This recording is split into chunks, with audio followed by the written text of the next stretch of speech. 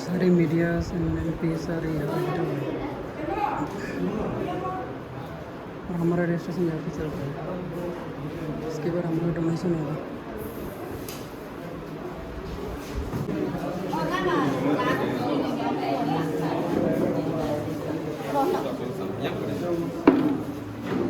देखिए हम सारे ब्लड डोनेशन के लिए आया था और यहाँ पे ना एक हमारा मंत्री है वो इंटरव्यू ले रहा है।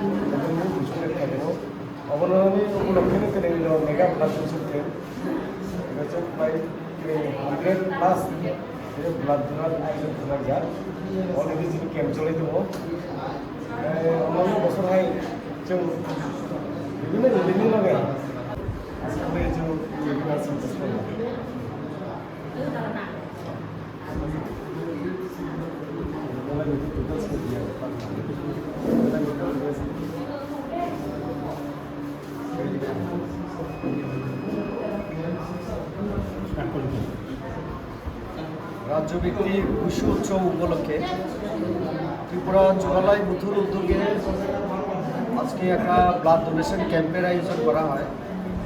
আমাদের দ্বাদশ শ্রেণী গড়েছড়া দুসরা দ্বাদশ শ্রেণী গ্রাউন্ডে এবং এই বিল্ডিংয়ে এখন ব্লাড ডোনেশন ক্যাম্প অবস্থিত হচ্ছে।